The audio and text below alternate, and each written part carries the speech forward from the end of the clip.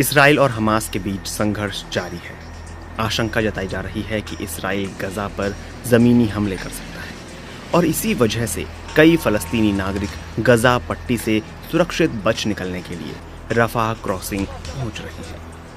Rafah crossing की location की बात करें तो ये गजा पट्टी के दक्षिण में एक बॉर्डर क्रॉसिंग है। ये गजा पट्टी को मिस्र के सिनाई रेगिस्तान से जोड़ती है। गजा पट्टी में इसके अलावा इरेज और केरेम शलोम नाम के 2 और बॉर्डर क्रॉसिंग हैं। इनमें से इरेज क्रॉसिंग उत्तरी गजा को इसराइल से जोड़ती है। केरेम शलोम भी इसराइल और गजा के बीच स्थित क्रॉसिंग है, लेकिन इसका इस्तेमाल सिर्फ व्यापारिक गतिविधियों के लिए किया जाता है। ये दोनों बॉर्डर क्रॉसिंग बंद हैं। ऐसे में रफ़ाह क्रॉसिंग काफी अहम हो जाती है। फलस्तीनी चरमपंथी संगठन हमास ने बीती 7 अक्टूबर को इरेज क्रॉसिंग पर हमला करके इसे बुरी तरह नुकसान पहुंचाया था। इस हमले के कुछ दिन बाद ही इसराइल ने घोषणा की थी कि इरेज और केरेम शलोम क्रॉसिंग अगली सूचना मिलने तक बंद रहेंगी। ऐसे में रफ़ाह क्रॉसिंग आम फलस्तीनी लोगों के लिए गजा पट्टी से बाहर निकलने का एकमात्र रास्ता बनकर रह गई है।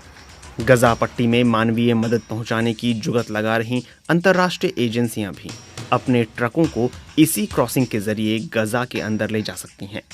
मिस्र के विदेश मंत्रालय ने पिछले हफ्ते कहा कि वह अंतर्राष्ट्रीय संस्थाओं की ओर से गजा के लिए भेजी जा रही मदद सामग्री को लेकर आ रही उड़ानों को उत्तरी सिनाई में स्थित अल अरिश हवाई अड्डे की ओर भेज रहा है।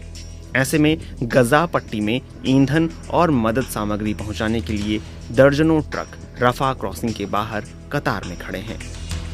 रफ़ाह क्रॉसिंग पर किसका नियंत्रण है? पहले इस क्रॉसिंग पर हमास और मिस्र का नियंत्रण हुआ करता था।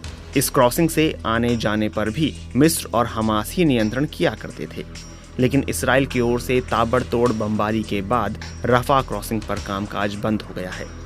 मिस्र सरकार ने बीती 12 अक्टूबर को इसराइल से कहा था कि वह रफ़ाह क्रॉसिंग के करीब बमबारी रोके ताकि गजा में मौजूद लोगों तक राहत पहुंचाई जा सके। लेकिन इसके साथ ही मिस्र ने यह भी साफ किया है कि वह तब तक ये क्रॉसिंग नहीं खोलेगा जब तक उसके कर्मचारियों की सुरक्षा की गारंटी नहीं दी जाती। कुछ दिन पहले ऐसी खबरें आई थीं जिनमें दावा किया गया था कि संघर्ष विराम के लिए समझौता होने के बाद रफ़ाह क्रॉसिंग को कुछ समय के लिए खोला जाएगा। ये खबरें सुनकर लोगों की भीड़ इस क्रॉसिंग के पास जुटती देखी गई, लेकिन रफ़ाह क्रॉसिंग बंद होने की वजह से वहां लोगों की भीड़ और ट्रकों की कतार लग गई है। वैसे सामान्य दिनों में भी फलस्तीनियों के लिए रफ़ाह क्रॉसिंग के जरिए गजा पट्टी से बाहर निकलना आसान नहीं होता। फलस्तीनियों को इसके लिए 2 से 4 हफ्ते पहले स्थानीय फलस्तीनी संस्था को आवेदन देकर पंजीकरण कराना होता है। इस तरह के आवेदन फलस्तीनी या मिस्र के अधिकारियों की ओर से हल्की चेतावनी या स्पष्टीकरण के साथ रद्द किए जा सकते हैं। संयुक्त राष्ट्र के मुताबिक साल 2023 में मिस्र ने गजा से 19,608 लोगों को बाहर निकलने की इजाज़त दी है, वहीं 314 लोगों को बाहर निकलने से रोका है।